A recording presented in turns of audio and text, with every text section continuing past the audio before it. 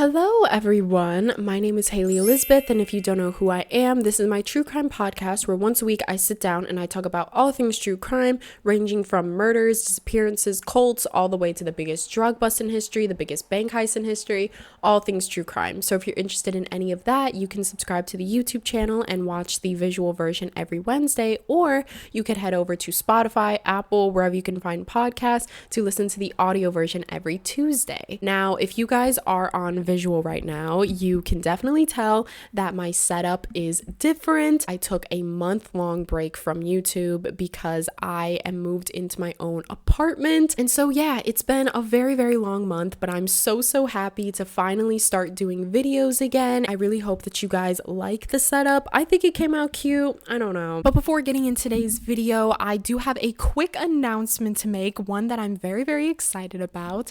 I finally have merch. And I'm so excited to show you guys this. This has been about a year in the making because I knew that when I wanted to make merch, I didn't want to make something like basic or corny. Like I didn't want my name on it or anything. So I'm just going to quickly show you all of the pieces. This is the first hoodie. It's just a plain black hoodie, and on the front it has a little behind you logo in a TV. Can we get some noise for the back? The coolest design ever. It's a picture of me watching TV, and on the TV it says behind you, and behind me there's like a silhouette of a scary person. With Halloween coming up, I feel like that hoodie is very horror movie-esque. And then I also have a matching sweatsuit coming out with the classic behind you logo on the hoodie as well as the sweatpants. I also have, and this probably has to be my favorite design, look, it's me with little headphones swinging my little feet, and there's like stars all over me, and I'm on top of the earth. And what's really cool about these is they actually come in multiple colors. So this is what the cream color looks like in real life. Also have this plain gray hoodie as well, and probably my favorite color, this beautiful forest green color with the globe. Oh my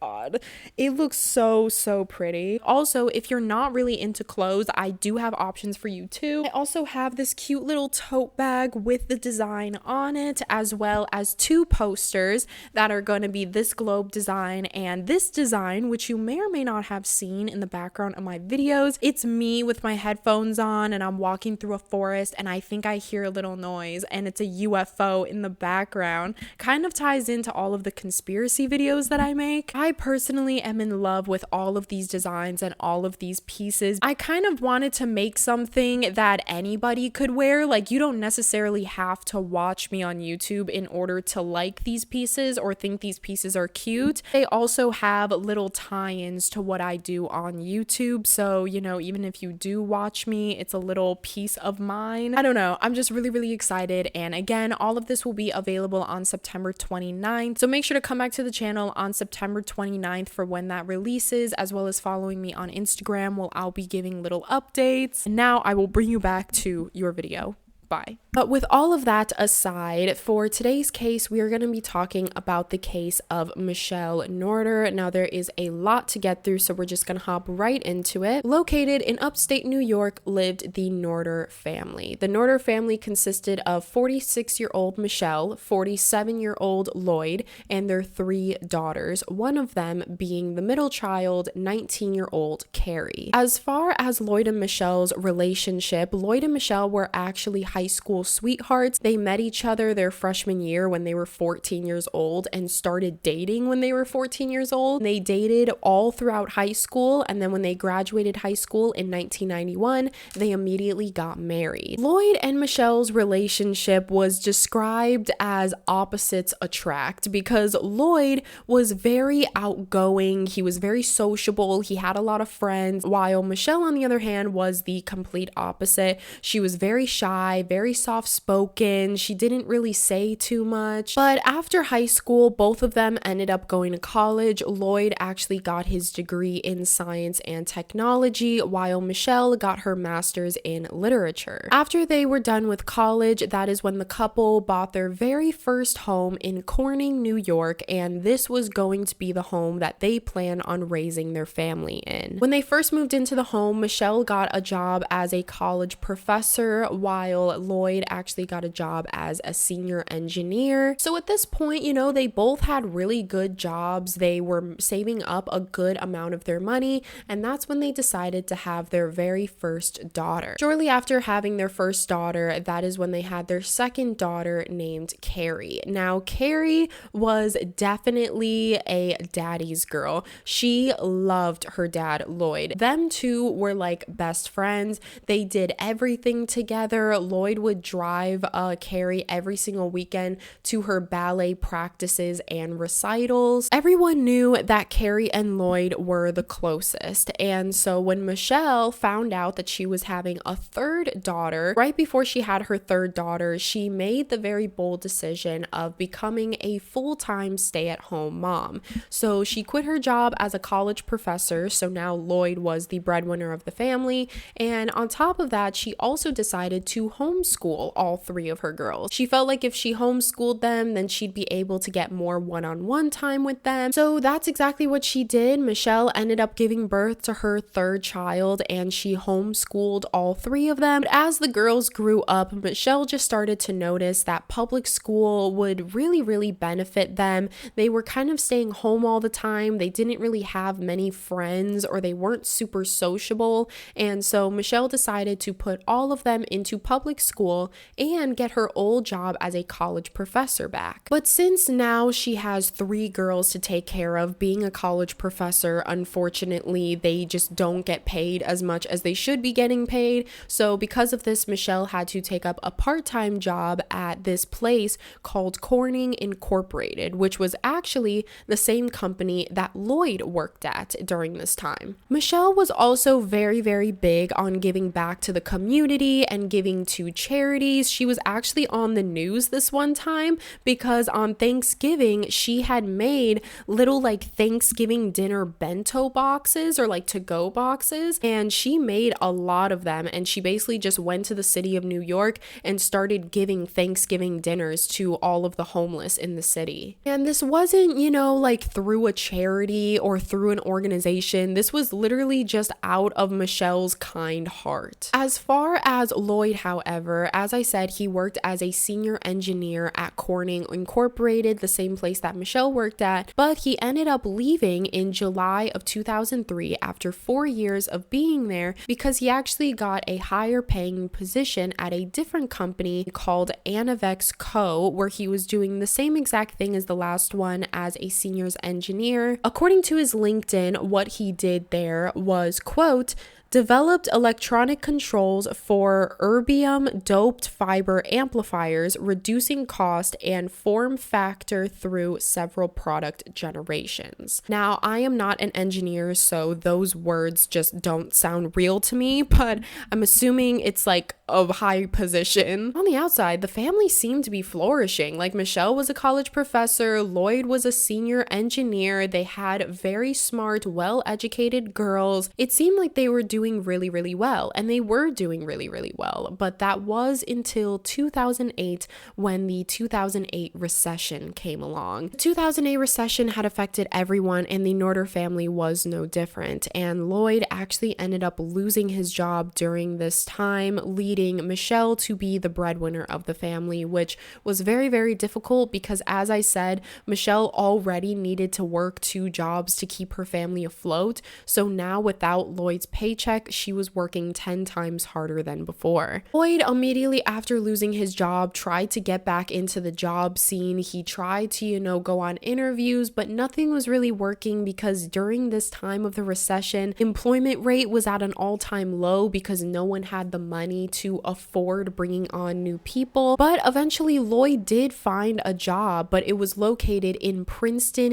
New Jersey, and his family lived in Corning, New York. And so it was a couple hours of a distance, so that means Lloyd couldn't live at the house anymore. He would have to live out in New Jersey. But the couple came to a decision that Lloyd was actually going to go out to New Jersey. He was going to accept the job offer. He was going to go out there, move out there for an entire year, live there for an entire year, get as much money as he can from the job, and then after a year of being there, he was going to ask the company if he could be transferred to their New York location so that he would be able to live with his family again. So that was the plan. Michele and Lloyd were going to do long distance for an entire year, but unfortunately, long distance is extremely hard in general, especially when you're married with 3 children and you both have full-time jobs. And so this led down a very, very rocky path for the couple, and during this time when he was moved away, the couple actually got divorced. When they got divorced, there was a huge custody battle between the children, but the oldest daughter, since she was over 18 at the time, her mom couldn't really tell her what to do, and so that is when the oldest daughter decided to move in with her father Lloyd in New Jersey. Now, this is a big trend that you'll see, the kids favoring Lloyd over Michele.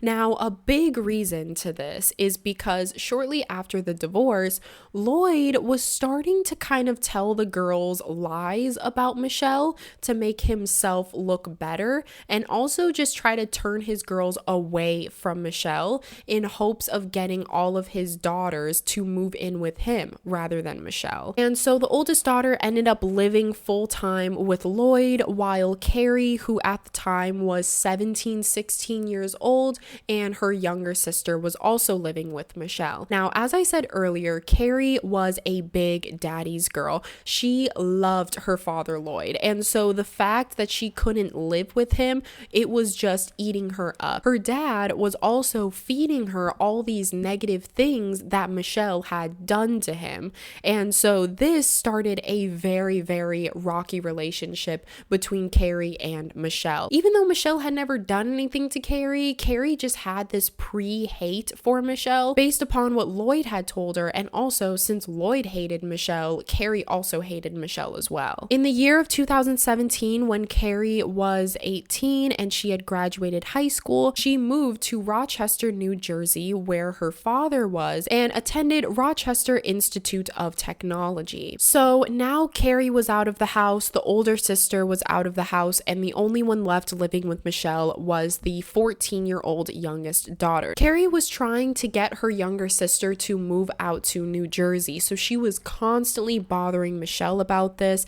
and on top of that, Lloyd was telling his girls all these lies about Michele, which made Carrie want to get her younger sister out of that house even sooner. The whole family situation was just a mess at this point, and on August 28th of 2017, that is when a friend actually came over to Michele's house because he was planning to pick up the 14-year-old and take her to swim practice. When this man showed up, he knocked on the door and he got no response.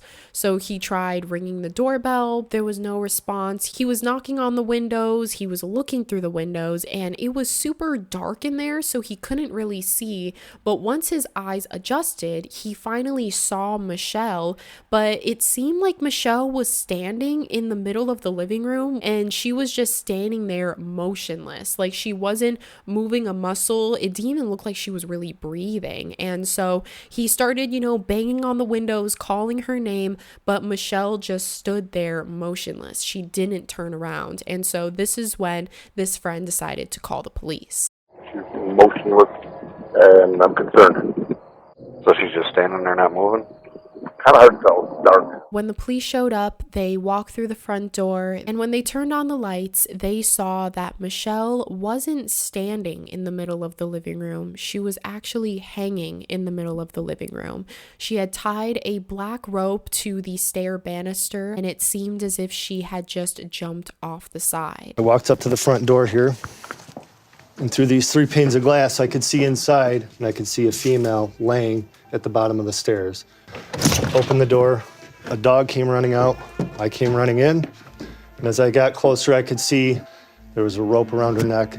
There was no pulse. She was cold and stiff to the touch. Police started investigating the home, trying to find a note or something, but there was no note, no letter, no reason as to why Michele did this. But more importantly, they couldn't find the 14-year-old daughter that was supposed to be there to be picked up for swim practice. Immediately after this happens, the first people that the police contact is Michele's family. And so when they contact Carrie to tell her the news of what happened, Carrie actually mentioned mentions to the police, I actually have my little sister with me right now. She's just at my apartment. She spent the night last night. They kind of were very confused why the younger sister was all the way out in New Jersey. Like, why did they just take a random road trip in the middle of the night, knowing that that girl had swim practice the next day? It was a very impromptu trip. So that was the first odd thing that police noticed. This is Lieutenant Heverly. Can I help you? Hi, my name is Carrie. My friends called me earlier today and told me about my mom, and that she, I'm sorry. That's okay. Take your time. She called and told me that my mom hurt herself. Yeah, we are looking into it. And still with you now? Yeah, she's in my apartment. And as Carrie is on the phone with the police, Carrie is asked when's the last time she saw Michele, and Carrie actually says that she saw her mother Michele the night before. The night before, Carrie went over to her mom Michele's house and basically demanded that her little sister come back with her to New Jersey. Carrie started to tell Michele that she was manipulative, she was terrible to Lloyd, she was terrible to her children, and she basically just took her sister and drove her back to New Jersey, but the two of them got into a massive fight beforehand. So Carrie and Michele ended up getting into this huge argument, and the argument ended with Carrie dragging her little sister out of the house and driving back to her apartment in Rochester. Now, from the looks of it, the police were just going to label this as a suicide because that's what it looks like. Michele and Carrie get into this huge fight, and then all of a sudden Carrie takes Michele's only daughter left away from her. Michele probably feels very sad, very lost, very confused. She feels like since she doesn't have her daughters anymore, this was her last option. But the police noticed that when talking to Carrie specifically, as well as looking around the house, there were just a lot of holes in the story and a lot of weird things that just didn't add up. Like, for example, when the police start looking into records between Lloyd and Michele's relationship, they find that 2 years prior to their divorce, so when they were still living together, there had been over a dozen police calls made on Lloyd from Michele saying that Lloyd had been violent with her. When you look at these statements, you see Michele's side of the story, but you also see Lloyd's side of the story. So Michele's side of the story from all of these reports said that Lloyd was very abusive, he was very physically abusive, mentally abusive,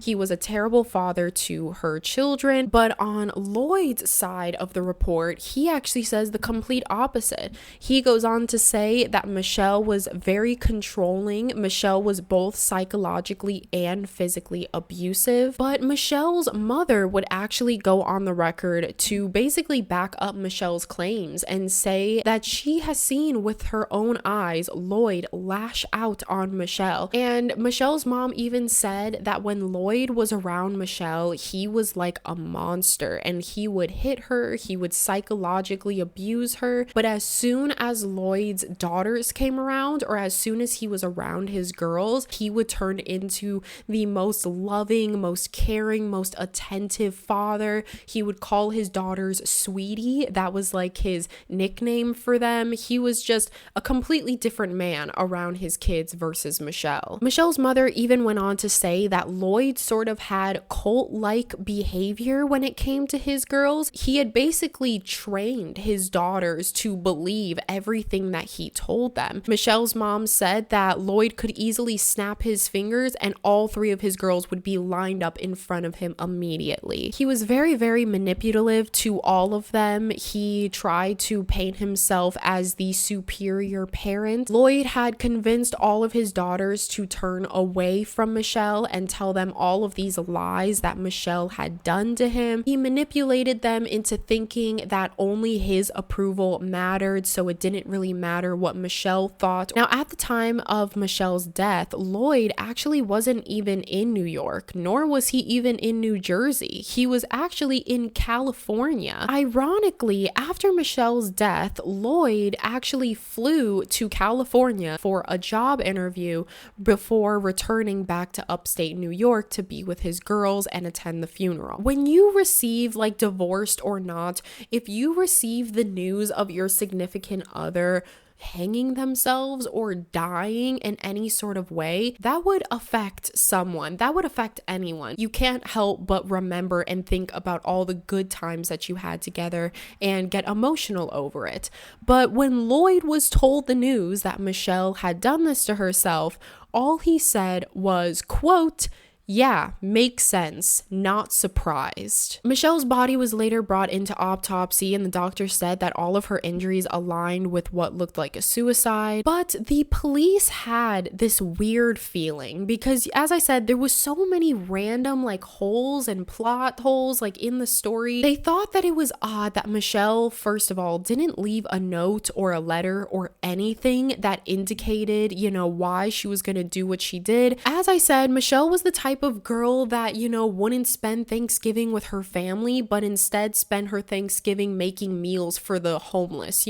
She had such a big, warm, kind heart, and she would never want her girls to go through life without closure. So the fact that she didn't leave a note or anything was very unlike Michele. So the police actually do something quite interesting because they are very familiar with Lloyd's behavior now. So what they decide to do is, instead of bringing Lloyd to a big scary interrogation room, they decide to bring Lloyd into a police car, a police squad car. So there's a police officer up front and 2 interrogators in the back seat while Lloyd sat in the passenger, and they basically just interrogated him like that because they were scared that, if he felt as if he was a suspect, that he was going to run or tamper with evidence or, try to hide something that the police hadn't uncovered yet. So during this interrogation, Lloyd goes very, very in-depth between the last 5 years specifically of him and Michele's marriage. He says that around 5 years ago is the point where their marriage went downhill. He said that that is when they started to fight all the time about big things, about small things. He said that after their divorce, most of their arguments transformed to who was gonna get who, in a custody battle,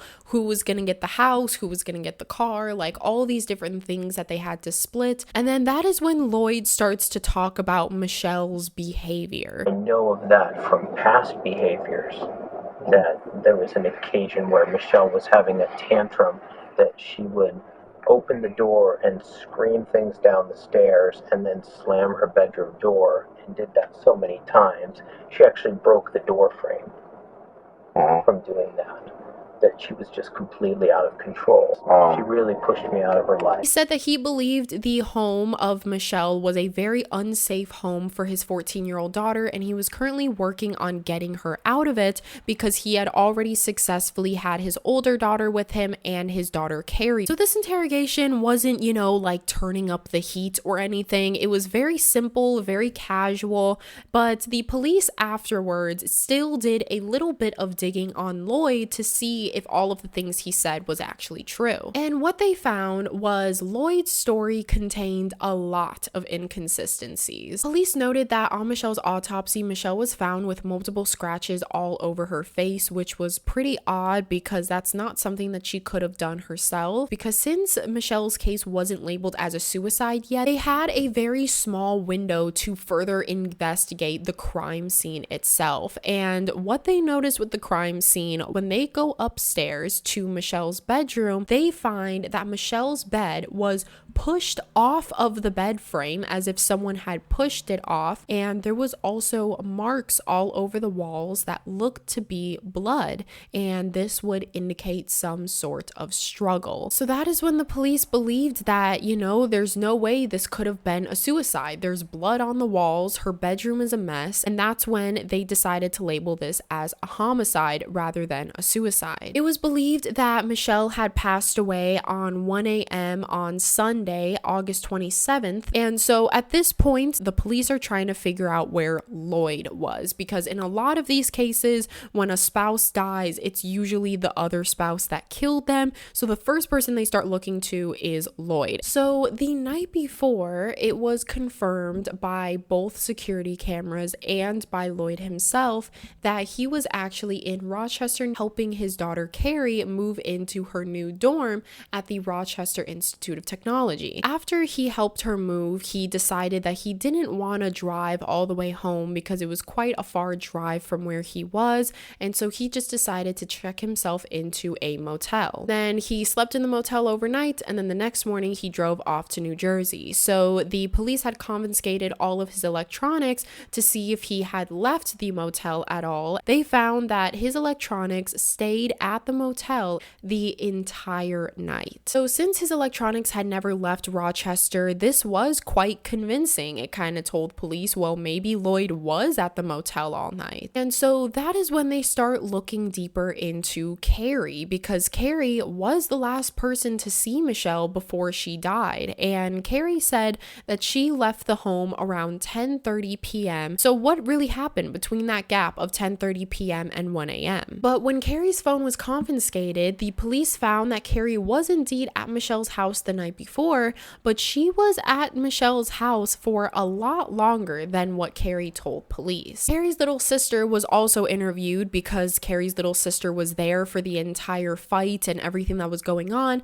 but her little sister said that she couldn't really testify to much because she was downstairs in the basement sleeping when everything was going on. She did say that she heard some like screaming and yelling, but it more just sounded like an argument that was going on, and she just didn't want to listen to the argument, so she decided to put on her headphones and just blast music. At one point though, she said that she could have sworn she heard a really weird scream and a bunch of thumping as if Michele was being attacked, and then immediately afterwards Carrie rushes into the basement and tells her little sister, come on, let's go, we're leaving. And then from there she was taken out of the basement and then just straight to the front door, so she couldn't even really see anything either. And then she said she got in the car with Carrie, and then that night they drove right to her apartment in Rochester. This also leaves a very big gap because, as I just said, the little sister told police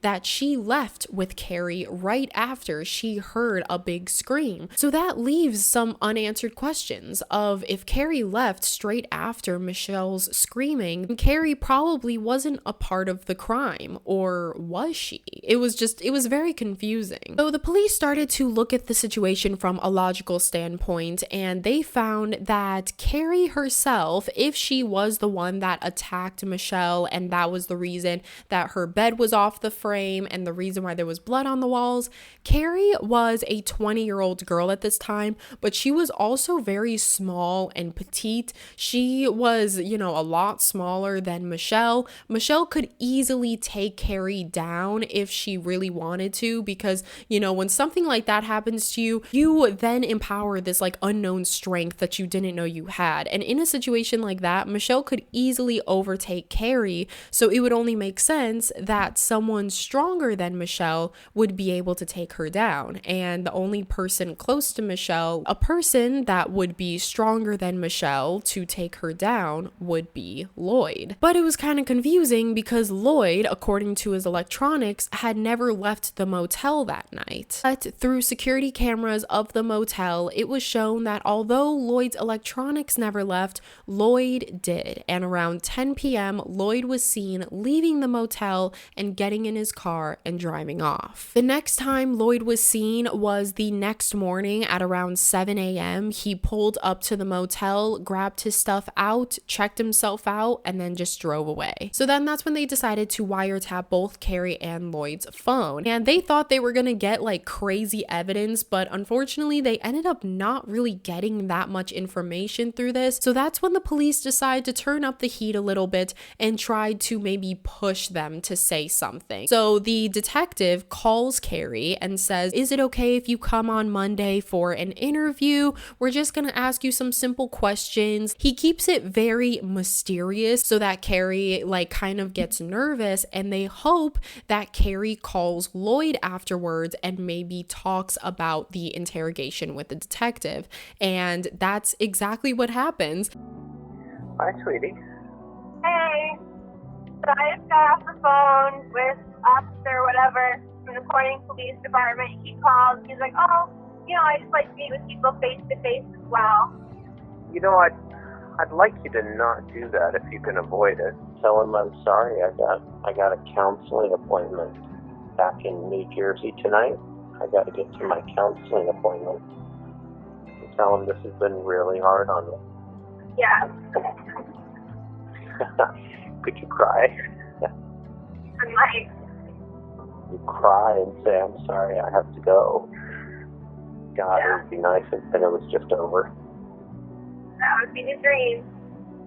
Well, that's really all I got to suggest right now. Now, as you just heard, what Lloyd said is very suspicious because if Carrie was completely innocent, why would she reject answering questions? Wouldn't she want to help the police solve her mother's murder? So that Monday, the police not only bring Carrie into the station, but they also bring Lloyd in as well. And that's when they reveal to Lloyd that Michelle's death is no longer a suicide and it is now a homicide. Medical examiner has determined it to be a homicide, not a suicide.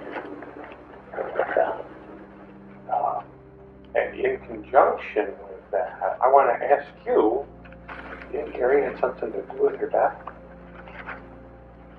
No, I just don't think Carrie has it in her to kill another person. Can you think of something, whether it was things get out of hand, she gets in a fight, it's a self-defense thing? I mean, can you see that happening with Carrie? It's hard to imagine, but can I picture it?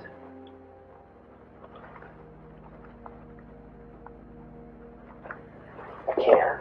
Now, throughout this interrogation, as you could tell, Lloyd is very calm. He's collected because he's an adult and he's also, I think, like 49 years old. So he can handle a little bit of pressure from the police. But as for Carrie, she's young. She's a very timid girl. She is not going to handle the pressure as well as Lloyd. So as soon as Carrie sat down with interrogators, she started making up all these fake stories and she would backtrack and she would catch herself in moments where she knew that her story didn't make sense and she knew that the police were probably judging her based on that. So at some point, Carrie just gets fed up with herself, really. She starts becoming super stressed because she knows she's not making sense.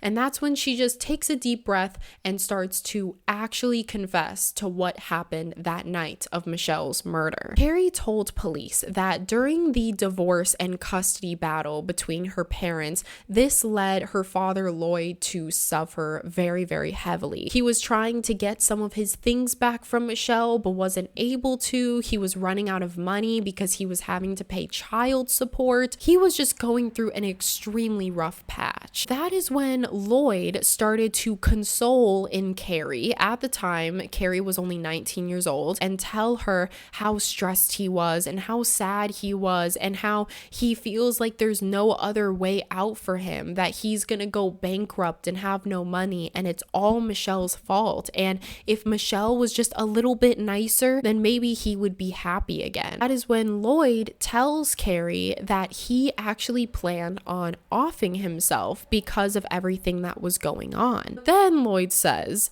that there is another way, however, that, you know, maybe if Michelle wasn't around, Lloyd would be happier, thus Lloyd wouldn't off himself. And he tells this to Carrie, and that's when he proposes the idea that him and Carrie team up together to murder Michelle. At this point, she already favored her father over her mother, so she already had this hatred for her mother to begin with, and Lloyd basically gave Carrie the option. It's either him or it's Michelle, because if Michelle lives, Lloyd needs to off himself. The only way he's gonna survive and be happy is if Michelle isn't around. So he basically gave the choice to Carrie to either kill her own mother or watch her own father die in front of her. And she chose her father over her mother and decided to help Lloyd kill Michelle. Something along the lines of, you know, he's out of money, he can't pay rent, he can't pay for stuff. Basically, he was going to kill himself. Or there was this way to make it so he wouldn't kill himself, which was killing my mom. I just don't put a spell on her mom. You can be quiet. And then put the rope around her neck and strangle her. Before Carrie starts actually talking about her role in the murder, she demands a lawyer, and that's when the interrogation ends. Michelle's mom was also brought into an interrogation, and she basically told police the same exact thing that she told the other police. She felt Lloyd had very cult-like tendencies. He kind of was a cult leader to his children. She said that this was the main reason why Michelle wanted a divorce. Michelle's mom said that he had trained them to basically obey to everything that he said. She also said that Lloyd would do this weird punishment where if one of the girls had gotten in trouble, he would force them to get down on their knees and put their hands behind their head and kind of like bow to him as Lloyd was screaming and yelling at them because they did something bad. And that was like a form of punishment. Michelle's mom would also go on to say that Lloyd was very weird and off-putting with his girls. Like he just kind of loved them a little too much, and his password on his computer was actually, quote, "All my girls love me." Michelle's mom would call Lloyd not just a cult leader, but a master manipulator when it came to his girls. Carrie was eventually given a lawyer, and once given that lawyer, that's when she started to talk a little bit more about what happened that night. She said that her role in the murder was just getting her sister out of the house because her father told her that the less witnesses, the better. So basically what happened was Carrie had instructed her little sister to go down to the basement and sleep for a little bit while her and Michelle talked. And I guess this talk turned into an argument to the point where Michelle went upstairs to her bedroom in order to kind of collect herself from everything. Once Michelle went upstairs, that's when Lloyd showed up to the house and he entered in the home. He went upstairs to Michelle's room, and that's when he immediately started attacking her. And that's why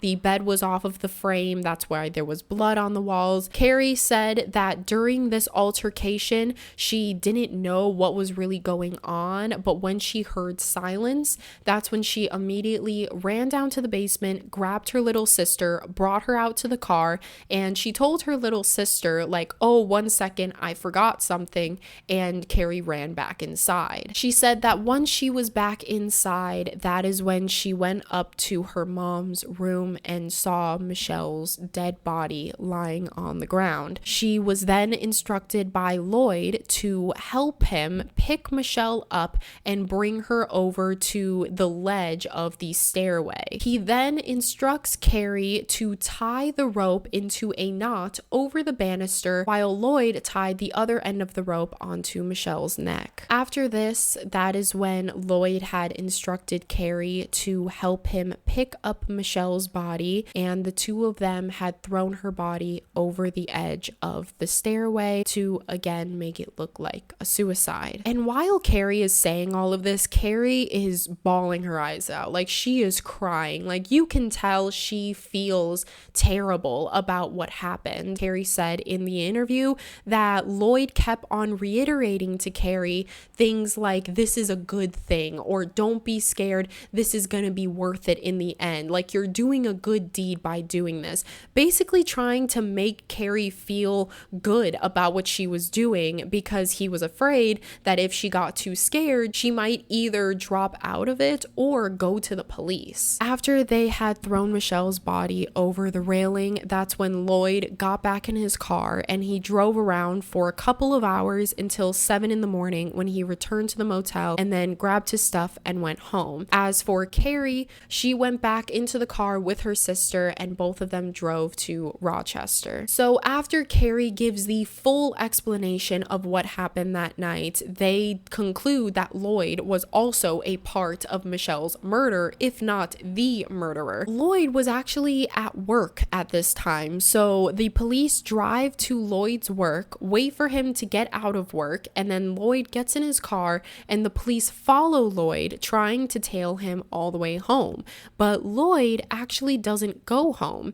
He drives into a 5-story parking garage, goes to the way top, and sits on the ledge. Since the police were tailing him the entire time, they tried to negotiate with him and talk him through it and tried to get him at least off of the ledge. And it was actually pretty good timing that the police had followed Lloyd, because if the police had never followed Lloyd most definitely would have just jumped off of the ledge. Lloyd didn't know that the police were tailing him. He was just doing this because he knew that the police were onto him. So after about an hour and a half of the police negotiating with Lloyd, he eventually did walk off of the ledge and onto like the open area of the parking lot. And once Lloyd is far away enough from the ledge, that is when one of the police officers immediately tackle Lloyd to the ground, and all of the other officers go on top of Lloyd. They put him in cuffs and take him to the station. Both Carrie and Lloyd were arrested that day for the murder of Michele. As far as the trial, you're never gonna believe this, but both Carrie and Lloyd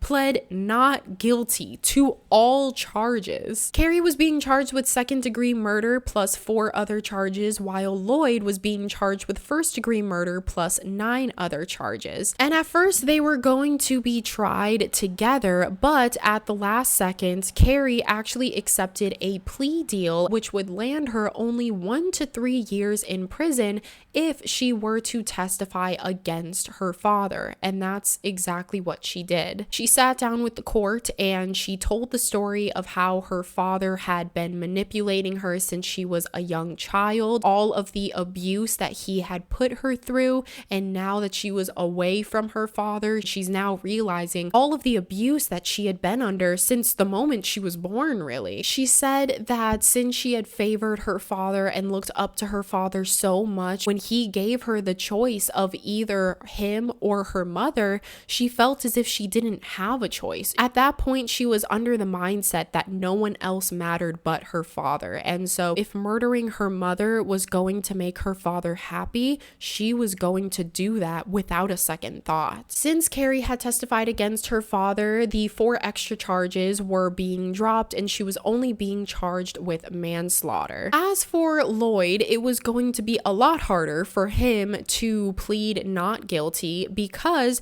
when the police did a sweep of the house, they found in the house that his DNA was littered all over the house. And not only his DNA, but his fingerprints. They literally pointed Lloyd to the time of the crime, yet he was still pleading not guilty. As all of this evidence started to pile up against Lloyd, Lloyd decided to make the very smart decision and just plead guilty. And so on December 4th of 2018, that is when Lloyd was sentenced to life without parole for custodial interference, conspiracy, and first-degree murder.